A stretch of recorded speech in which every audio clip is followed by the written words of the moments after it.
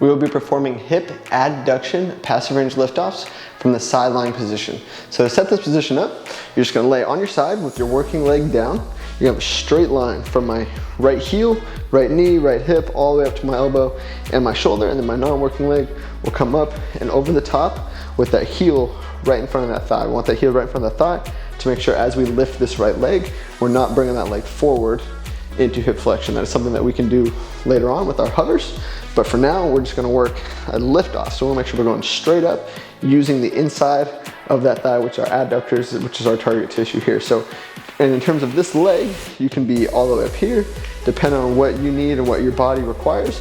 You can just be down here if that's the farthest that you can bring your foot. So we can also change the position of our torso and of our body to make this more complex, right? So I could be here, I could even start all the way down on my side. That's gonna be a little less challenging to get that leg up.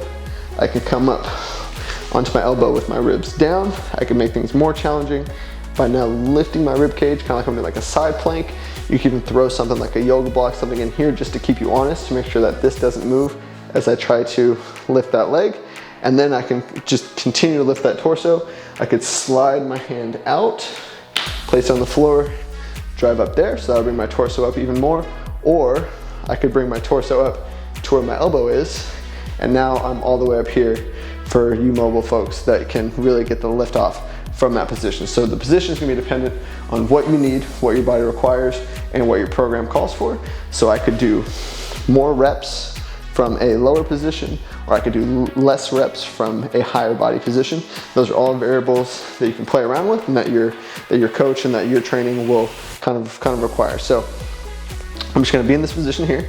I have a straight line.